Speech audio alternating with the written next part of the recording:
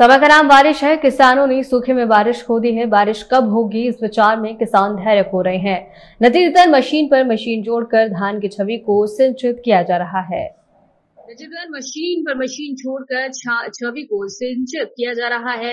किसानों के शब्दों के इस वर्ष खेती की स्थिति बहुत खराब है। समय में पर्याप्त बारिश नहीं होती है ताकि अमन धान की खेती 1500 से अधिक, 2000 से ज्यादा, 2000 से अधिक हो। डबल खेती, खपरवार स्प्रे और पानी की सिंचाई, ये उर्वरक खोपड़ी खेती लेबर के साथ 5000 6000 रुपए प्रति बड़ा खर्च करती है। और वो कहते हैं कि मैदान को भरा जाना चाहिए क्योंकि धान 12 महीने का भोजन है।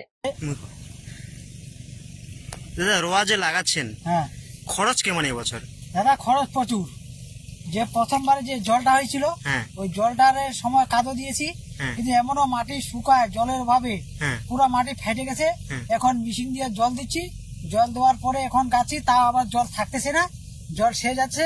অনেক প্রচুর খরচ, বিঘায় প্রায় 2000 টাকা উপরে আরো বেশি খরচ লাগতেছে আমাদের। এখন কি করবো, যখন শ্রাবণ মাসে যদি হওয়ার কথা, আষাঢ় মাসে এখন শ্রাবণ মাসে হচ্ছে, তাও এখনো জলের কোনো আবহাওয়া নেই। এই পর্যন্ত এখন এরকম করে গাঁতেছি। কমপক্ষে আমি 18-19 বিঘা জমি গাঁটবো। এই তো আজকে নিয়ে প্রথম শুরু করলাম, তাও আবার জল নেই, জলের কোনো আবহাওয়া নেই। এই জন্য আজকে শুরু করছি।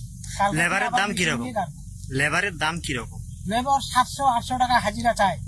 ওই হিসাবে লেবারকে নিছি, আমি মালিক, কিন্তু